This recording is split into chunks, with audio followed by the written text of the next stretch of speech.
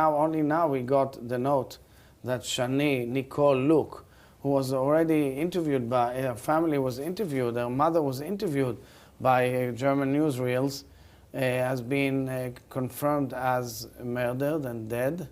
They found her skull, which means these barbaric, sadistic animals simply chopped off her head when they were attacking and torturing and killing Israelis. It's a huge tragedy, and I send a lot of condolences to her bereaved family. She was a beautiful 23-year-old who went to a music festival, nature festival in Reim, right near the border. By now, you guys may have heard about a little incident that occurred during the Hamas attack on Israel, where a young girl, I'm showing you guys some images now, was basically thrown in the back of a pickup truck, and she was hauled off with the rest of the prisoners that Hamas took that day. Now, this incident has been swirling around online for a while, and the reason why I'm bringing this incident up is because I want to talk about the online grift that's actually dividing this issue a lot more, and why it is that people need to kind of wait a couple of days to maybe get some more information before they decide to post to YouTube or maybe post online, especially on a platform like, say, X, which of course has been monetizing all of this stuff. Now, somebody's probably going to say that YouTube monetizes bad takes, and of course they monetize both sides of the aisle, which of course we've had to deal with the whole topic of why it is that one side of the aisle gets away with things while the other one does not, and why it is that they're allowed to say certain things online that other ones of course are not. Basically talk about the padding and the hypocrisy that occurs anytime you get on this platform. But then again, though, Twitter, in my personal opinion, is not any different, even if somebody who's running Twitter has actually got more common sense than the people who were running it before. But still, at the same time, incidents like this right here do, of course, happen. Now, guys, the reason why I'm bringing up this incident is because some updates, number one, have occurred in this situation, and number two, and look, it's exactly what I feared was going to happen, but we'll talk about that here in a second. But number two, we got to talk about this online fuel that we're having of all this resentment and the protests and all the chaos that's going on and what exactly is fueling it. But let's go ahead and talk about the incident first. So, as I opened up before, you guys just heard what is the Israeli president, Isaac Herzog, talking about this incident. You're probably thinking to yourself, this information came from Israel, so therefore it's already going to be a little bit biased. That's possible. The BBC, they have reported on this. Also, other news outlets have reported on this. And obviously, the mainstream media has its problems. However, the thing about the media is this right here. A lot of times they will go with a narrative and then walk it back later on. So what's been going on with this situation here? Well, before I get to that, I want to replay something for you guys that was played in one of my previous videos on this topic, especially the attack as a whole. I'm going to roll this for you guys, and I'm going to explain to you guys afterwards why it is that we're calling this girl Baghdad Barbie. News, by now everybody recognizes Shani Luke. She is the one whose dead body was being paraded around in the back of a pickup truck by Hamas. She was captured at the music festival. Videos looked like she was shot in the back of her head. Well, apparently her mother has released a statement about her and claimed that she is in fact alive. Not only is she alive, but she is said to be being taken care of inside of a Gaza hospital right now. Check out the clip. Weitere Informationen, dass Shani am Leben ist, aber eine schwere Kopfverletzung hat und kritische Situation ist. Now, if this is true, it's pretty insane considering the fact that these images and videos were one of the main propaganda tools that were used to rile up the right-wing conservative base, which had right-wing influencers and media outlets calling for the genocide of an entire group of people, as well as, and I quote, turning Gaza into glass. There will be a lot of questions to answer if she is alive, and pray for her. I pray that she is alive and that she's gonna be okay. Now, gang, in the previous video, I basically said, her being taken captive and essentially being her parents being under duress when they say she's alive, that makes things a little bit better. And I also asserted that more than likely the girl was already gone in one way or another. That ended up becoming true. And next thing you know, you get this tweet from Kim Iverson, a completely brain dead one in my opinion, where she basically essentially asserts, I'm posting it for you guys here. You guys know me. I don't typically read it verbatim, but I'm about to start doing that here in the near future. Basically, what she's saying, paraphrasing, is that we can't trust the Israeli government because of the information. The girl was not beheaded, but yet, of course, they found a piece of the girl's skull, which signals that obviously the girl is no longer with us. May she rest in peace. Obviously, this is a tragedy. But the thing is this right here. How is it any different if you ask me? You see, the initial reporting obviously showed that she had been, or at least the initial reporting was that this girl had been beheaded. But yet then they come out and they say that the girl was getting treatment. Well, first of all, even Hamas would treat people for injuries that are actual enemies. The reason why they would do that is in the hopes of possibly, I don't know, maybe using them in a prisoner transfer or a ransom. You know, that's kind of what you do. You typically don't want to send your hostages back in worse shape than they were when you got a hold of them. Not so much the way they were before you got a hold of them, but of course, roughly right around the same. Either way, though, the girl is gone, she's dead, and next thing you know, we have this narrative that we can't trust anything, even though there are many of us who actually went to the Middle East and fought in wars against said people and understand exactly how these people may, in fact, act. Now, I can already hear somebody saying your Islamophobia is crazy right now. It is insane. I have a lot of people that I know that are friends with that are Muslims who don't stand for Hamas. I know a lot of people who are Christians, of course, who are not exactly, on board with Israel either. It is what it is. You can say whatever, you can think whatever in the comment section when you see this video. That is fine with me. I mean, we all are allowed to have different opinions, but we should also acknowledge the fact that we are allowed to check one another in case the opinions or the thoughts are actually bad. That right there being said, though, it still does not help the situation out when you've got videos like what I'm about to show you now, and then you've got people out there screaming and hollering that this person's being tortured, when in reality, that's not what the hell is going on. Now, guys, I had to put a couple of headers over this one, too. Very, very small clip. Nobody's being tortured or anything. It's just Israel getting a prisoner. בוקר טוב של פז, עכשיו הוא רוצה שנדבר ערבית. סבח אל חיר יא כחבה. סבח אל חיר יא כחבה. תפי עליך יא מזיין I'm כבשים. sure you guys can imagine what was going on there. What happened is that the guy, his head was eventually, he was told to get inside the tower, to kind of put his head down, because, of course, he's about to be questioned, he's about to be interrogated. Now, I can already hear somebody saying, well, prisoners are getting treated pretty poorly, you shouldn't be doing this. You shouldn't be stripping them down or anything like that, which, of course, we already had this conversation before, bringing up Jake Shields' tweets. Very, let's just say, tweets with no nuance, and I'll even say the exact same thing about nuance, bro, because every single one of his tweets seems to suggest that he is obviously simping for the other side here. But the thing is this right here. When you capture somebody on the field of battle, typically what you do is you put zip ties on them, or you lock them up, you lock their hands up, you basically arrest them, detain them. Now, I'm not a fan of kicking or hitting somebody or anything like that, but obviously you're going to have to get information out of somebody. And the thing that you have to understand about enemies in the Middle East is that they oftentimes don't wear uniforms. They oftentimes wear street clothes. By the way, I've seen a lot worse videos that have been posted since this entire thing occurred. So obviously the information going in and out is going to be a little bit, it's not going to be as accurate right away. You got to wait for the second and third viewing, so that way you can kind of know what the hell is really going on. Oftentimes it's best just to kind of sit back and relax and see what the hell is going on. But we live in the internet age. We live in the age of social media, and there are people out there who are going to use this to grift off of, get likes, and potentially get paid, because now X, or formerly known as Twitter, they pay you for the amount of impressions that you get. And then you get this video out of Dagestan, where apparently a bunch of Dagestanians, they have decided to go out of their way to attack anybody who is Jewish, Israeli, basically looking for anybody and everybody coming off the plane. There's also this other video that occurred in a university in New York City the other day, which you're probably going to see right after this, where a bunch of, let's just say that the pro-Israel side of the aisle literally recreated the story of the diary of Anne Frank, because they put them in an attic. Or they were forced to go inside of an attic. You guys will see that here in a second if it hasn't already rolled by. I have no idea exactly how long this video is going to last. Fact of the matter is that the grift has caused a lot of problems. There's also another video here between the black Israelites and the Palestinians. Now, what's really funny about this, and I'll be discussing this probably a little bit more in my identity politics video that's to come out sometime next year, because it's going to be a video essay I may release this year. Maybe one of the first ones I do.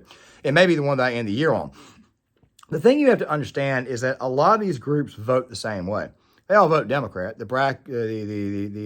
black Israelites, they definitely vote to the left. Palestinians, they definitely vote to the left. They vote to the left, of course, because of the Republican Party's stance on Israel itself. Even the Democratic Party, for the most part, has the exact same stance itself, except it's a much, much weaker policy. So I guess they figure they can get whatever the hell they can out of the Democratic Party. But then again, though, we're at a situation now where a lot of Palestinians are saying, look, we're not going to be voting for Joe Biden come the next election cycle. We'll probably do a video on that on Thursday because a lot of very interesting information has came out that I've actually looked into. And of course, there's obviously going to be a political take as well as an additional political take that's going to come out tomorrow talking about Bootgate, but we'll get to that soon. The thing is this right here. This entire divide is getting much, much worse because of the online grift. The online grifters are out there giving all kinds of misinformation, taking advantage of it, trying to sensationalize the story. And like in the case of Baghdad Barbie, a lot of these people are not being put in their place or being put in check over their mistakes. Oh, mistakes? Oh, I didn't mean to say mistake. What I meant to say was willfully misleading people. Now, I can already hear somebody say, maybe she got it wrong. Maybe she just got this entire thing wrong. First of all, you're not a war correspondent. If you're not a war correspondent, you probably should not be reporting on this. That's the problem with the cell phone. It's the problem with X, is that we got a lot of people out there who think they're reporters. And then you get someone like myself who, for the most part, is just a commentator, which, of course, the commentator is going to change here in the near future. I'll give you guys some updates at the very end of the video because I've told people who actually comment on the channel that the name change is probably going to occur sometime next year, and I've actually come up with a name for it, but we'll talk more about that towards the end of the video. Fact of the matter is, a lot of this misinformation, a lot of this crap where people want to kind of grift off of this story is actually creating a much, much bigger problem that already exists. I want you to think about something really quick. Let's just say that we get ourselves embroiled in another war. It doesn't matter if you're for the war or not. What if we get ourselves embroiled in another conflict? And let's just say the troops have got cell phones and they send these cell phone homes. By the way, I don't believe that cell phones or sending cell phone videos or internet access should be allowed if you are going on patrol. The reason why is because God knows what the hell they may record and send the family back home. There's a reason why things are as strict as they are when you are overseas in combat. You're typically allowed a couple of things. You're allowed internet access in the form of an internet center, and you're also allowed to call home. But, of course, your calling cards never have the full amount of money when you actually use them, and you're still not allowed to tell people what the hell is going on. What if somebody got a hold of a piece of information, sent it back home, and it put our troops in danger? I want you to think about that for a quick second, because in a lot of ways you run the risk of doing this right too. I wonder how many people are going to be giving out coordinate positions of where the Israelis are. Same rule, of course, applies for those who are in Gaza. What if Hamas has planned to strike, and what if the information has gotten to one of their civilians or one of their kids because they love to use little children as human shields and running mates to go get messages across. They even love to use them as weapons themselves. We'll talk about that here in a second. What if he gives out the wrong bit of information, and instead of Hamas soldiers being there, it turns out to be a bunch of civilians? What if Israel gets a hold of that information and they accidentally end up killing civilians instead? Well, that would look pretty bad. It would look like Hamas basically just let a bunch of civilians get completely blown the hell up. And of course, the narrative is going to be the next morning, Israel killed civilians. Same thing, vice versa, for those who live in Palestine. The fact of the matter is that these cell phones can cause a lot of damage, especially if you've got a Twitter account and you've got a very, very big platform and you're using said platform to grift off of and make money. But you're online making money. Dude, this channel right here, and I'm not saying this to make fun of anybody who's subscribed to me. I love every single one of y'all. This channel right now stands at 1,306 subscribers. This channel right here could have gotten a lot more subscribers if two things. Number one, if I had not deleted my videos, which would allow videos to actually continue to go through the algorithm, and I would have more hours and the channel would promote a lot more, number one.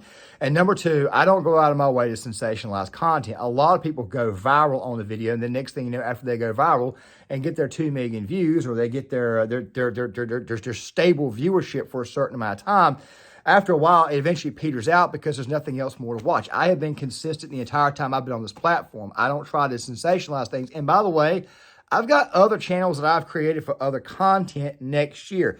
That's going to be the content where I'm going to be focusing primarily on trying to make money. And no, it will not be sensationalized. And my Twitter account, which only has about 614 followers, which I will link to you guys in the description box if I can, not much of a following here. So I'm not getting paid off of Twitter either. It's your overall amount of impressions, and you've got to get thousands, and I mean thousands of them, to even get paid or even get noticed by the algorithm.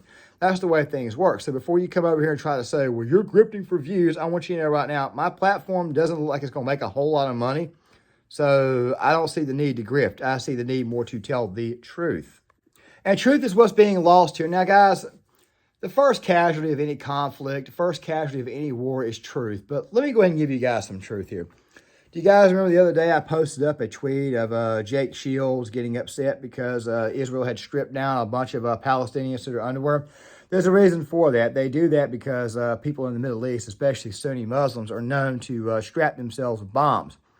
As a matter of fact, they killed a lot of Marines when I was overseas, my first and second deployment with IEDs. They've been known to actually put explosives inside dead animals' behinds. The reason why is because nobody will assume that a dead animal will explode, but of course it happens. They also put these bombs, these explosives in on dead people as a whole. Women, children, they're not above sending children out to take a bullet. That's just who these people are. That's the reason why you strip these people down and you actually search them. It's pretty well common sense. Go back to that guy who was getting kicked in the chest, which of course I had to block out. That guy right there could have information. He can know exactly where more terrorists are, where more people who are in Hamas are. So what are you going to do? You're going to ask them questions. Do you just walk up to them and say, excuse me, sir, can you tell me where these people are? Do you slap them in the face? Do you smack them upside the head? Do you do things to get the answers out of them? That's not torture. That right there is simply a coercive tactic to try to get people to give up their location. Do you want to lose men? You see, the vast majority of these people who are crying about this, they would be the first ones to get killed in combat. But sadly, I think it might be the other way around. They would be the first people to get others killed. Some mother's son may get killed due to their actions. Some father's daughter may get killed due to their actions. Some wife's husband may get killed due to their actions. And I'm talking about a faithful wife, not one of the ones who run around and do the whole Johnny-come-lately, Dear John, Jody crap. Which, by the way, is a very interesting video I'm going to have to do on Gear Issue 33 explaining exactly what a Jody is. But I'm pretty sure if you're military, you know what I'm saying. You don't want to have these people's locations being given away. Then you got people like Nuance Bro who come out here and give away very, very negative, very bad narratives, which of course he keeps on changing back and forth when he gets information. But to tell you the truth, the best thing you should just do is just freaking wait till after 6 or 7 o'clock at night, wait till the fighting is over, and then give the information out accurately if you are actually somebody of any type of moral character. Then you got someone like, say, Baghdad Barbie, who is so hell-bent on saying, we don't want the U.S. to get into another war. I'm going to make up a bunch of bullcrap to make the Palestinians look good. That's what we're dealing with. It's called an online grift, and it has found a way to divide this nation on this issue. And, of course, we'll talk more about this a little bit later on in the week, especially given the fact that the college campuses are getting a lot worse. I mean, it's amazing to me exactly how much damage can be done with these devices. With that being said, guys, just a couple of very quick updates, and I'm going to close this video down. There's going to be 2 more videos that are going to come out tomorrow to go on top of this one here, and this next section is going to be in the other 2 videos. And of course, those 2 videos are going to be on the baby problem, number 1, and of course the whole Bootgate thing. So make sure you guys stick around for both. Let's go ahead and get to the updates, and I'll go ahead and close this video down for you guys and give you guys an idea of what's coming in the future. Guys, really quick, going forward, at least for the next couple of weeks, you're probably going to hear me lean in with a question asking you guys if you can find the channel online. One of the reasons why I'm tinkering with another name change is for search engine purposes. At one point in time, the channel was just simply called Claymore. Then it was called John P. Claymore. Then it was called John Claymore, which is, of course, is the current name now. When I did short timer prepping on the Gear Issue 33 channel, I had the exact same problem with search engine. Now, there are other reasons why it is people may have a hard time trying to find the channel, but I'm thinking about disassociative indifference or disassociative societies. I'm not entirely sure exactly where I'm going to go with that yet. So if you get a comment from me asking about the name change or giving a heads up on that, that's the reason why. So that way you guys can know to actually find the channel. So that way when you get a notification that says, this thing right here, put this video out here, you'll know what the name is. Something else too, I've decided to take the social commentary aspect of the channel, which I was planning on doing through film. What I was going to do was I was going to actually move that down to another channel, create one for next year. And of course, there's going to be a gaming channel as well, which is just good old fashioned walkthrough. So therefore I won't be too swamped. So right now at this moment in time, you'd have Gear Issue 33, the second channel I just mentioned. You'd have this channel, and of course you'd have the gaming channel. I do plan on eventually creating a sports channel at some point in time, but I'm not too sure. I don't want to bog myself down with too much stuff at once. The idea was to eventually do less overall videos, but longer, more nuanced takes. We're going to go ahead and start that next year. It's going to start it's probably going to go through 2024 and 2025. Now, there are going to be videos like this that I'm still doing from time to time, but they're going to be more under the short timer prepping label because I did change the playlist around. Short timer prepping is like just pure political videos, what's about to happen, the immigration, stuff like that there. If something about guns comes up, simply just reactionary videos that just come out right away, like what you see now. Just give you guys a bit of a heads up on what's going on. And of course, this particular section of the video is going to be in all three videos tomorrow. And I'm probably going to throw it in there probably for the rest of the week, so that way you guys can kind of get an idea of what's going on. Because as you guys know, I love to keep you guys informed on what's actually happening. With that rather being said, guys, make sure you guys hit the like button, subscribe, share the video, sound off in the comment section. I would love to get you guys' thoughts on the video that you guys just watched. And I'll see you guys later.